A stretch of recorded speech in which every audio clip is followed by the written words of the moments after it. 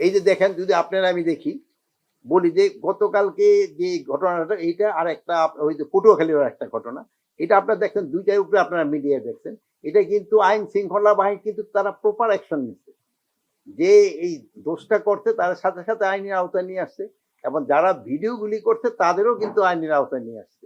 আর পটুয়াখালী ঘটনা যদি দেখেন, ওখানে তারাই আত্মীয় স্বজন গিয়ে কিন্তু একটা দুই দলের দুই মতবাদের ওইটা, এখানে ক্ষেত্রে আইন শৃঙ্খলার বাহিনীর তো কোনো রকমের না। আইন শৃঙ্খলা বাহিনী সম্বন্ধে মানুষের বোধ তো ভালো।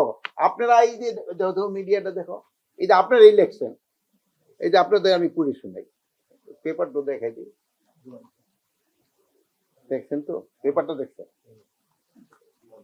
আপনারা জনগণের প্রশ্ন করছিলেন যে দেশে বর্তমান আইন শৃঙ্খলা পরিস্থিতি উন্নতি হয়েছে বলে মন্তব্য করেছেন স্বরাষ্ট্র উপদেষ্টা লেফটেন্যান্ট জেনারেল অবসরপ্রাপ্ত মোহাম্মদ জাহাঙ্গীর আলম চৌধুরী।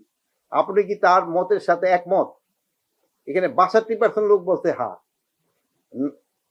35% লোক বলছেন না, 3% লোক বলছে মন্তব্য নাই। আপনি একটু লিখে নিয়ে দিতে পারেন, পরে বলবো তাহলে হয়তো আবার রং দিল কিনে দেখেন, লিখে দেন।